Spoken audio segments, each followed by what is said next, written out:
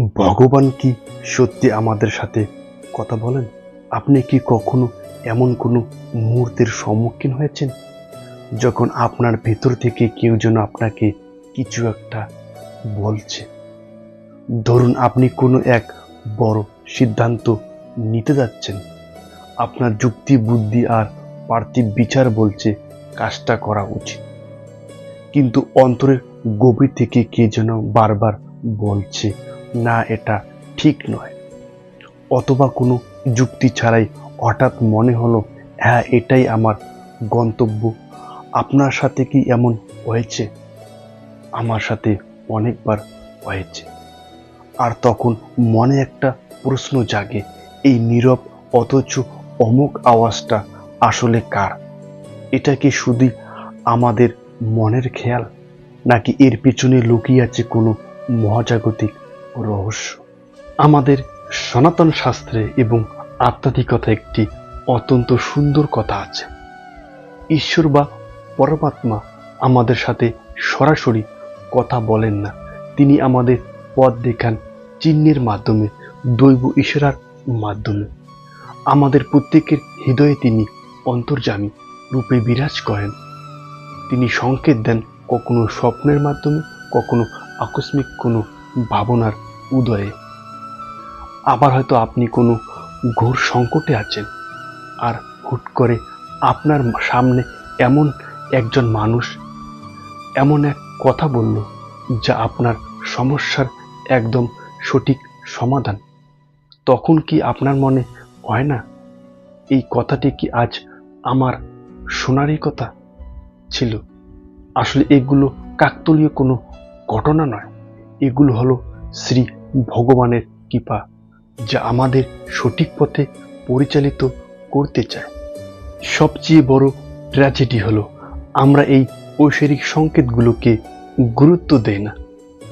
আমরা আধুনিক যুগের তথাকথিত যুক্তি আর প্রমাণের মোহে এতটাই অন্ধ যে আমাদের বিবেক বা অন্তরাত্মার ডাককে অবলীলায় উপেক্ষা করি। আমরা ভাবি সবই মনের ভুল, কিন্তু একটু নির্জনে চিন্তা করে দেখবেন, অনেক সময় এই ছোট ছোট সংকেতগুলি আমাদের বড় কোনো বিপদ থেকে রক্ষা করতে চেয়েছিল। যখন আমরা সেই দৈববাণী না শুনে বিপদে পড়ি, তখন আক্ষেপ করে বলি, হায়, মন তো বলছিল কাজটা না করতে, যদি সেদিন শুনতাম। এখন প্রশ্ন হলো, সংসারের এত কোলাহল আর মনের এত অস্থিরতার মাঝেই শান্ত সিক্ষ্ম আওয়াজটা চিনব কিভাবে? আমাদের মন এখন সারাক্ষণ বিক্ষিপ্ত, প্রযুক্তি, সামাজিক মাধ্যমে, দুশ্চিন্তা আর কামক্রোধের ধুলোয় আমাদের অন্তঃকরণ আবিল হয়ে আছে।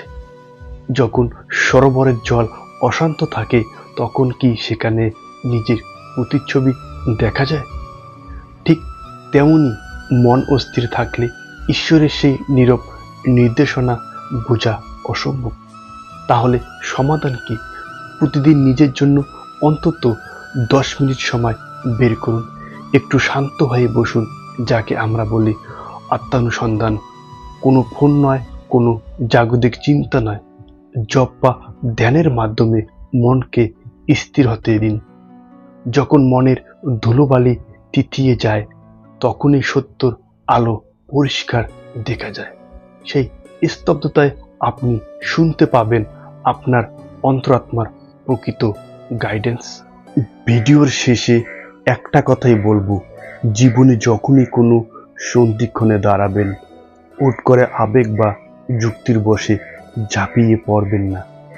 একটু স্থির হন, নিজের ভেতরে সেই বিবেক বাণী শোনার চেষ্টা করুন। হতে পারে পরমেশ্বর স্বয়ং আপনাকে আলোর পথ দেখাচ্ছে।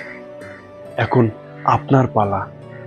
আপনার জীবনে কি কখনো এমন হয়েছে যে আপনার মন আপনাকে আগে থেকে সাবধান করেছিল, কিন্তু আপনি শুনেননি? অথবা কোনো দৈব ইশারায় আপনার জীবন বদলে গেছে? কমেন্টে অবশ্যই জানাবেন। আমরা সবাই সবার অভিজ্ঞতা থেকে শিখতে চাই।